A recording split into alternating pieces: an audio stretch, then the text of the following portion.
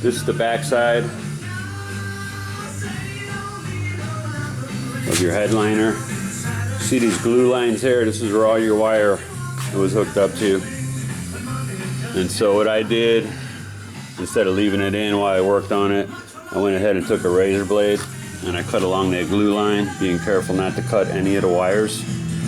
So just be real careful with that. This is the vent that'll bring the air to the rear, so be careful with that also. I did leave my two side marker lights in.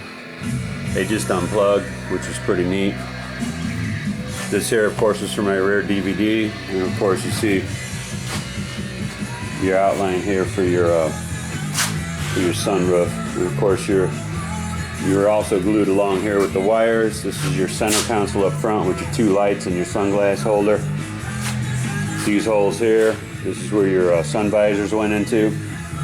And again, this is where your wire runs down. So what I plan on doing, I'm just going to tape it back down there prior to putting it up, so everything's back in place and that wire stays where it needs to stay.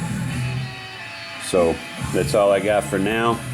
I'm going to go ahead and get that sunroof out. Let's go back over here to the truck.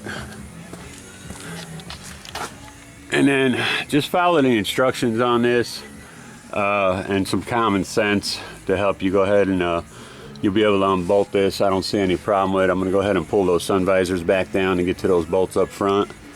And this should all come out in one unit. So I'm also going to go ahead and get the glass out prior to taking this down. This way I can take a lot of that weight off of there. And it should be a lot easier pulling it down. So we'll see.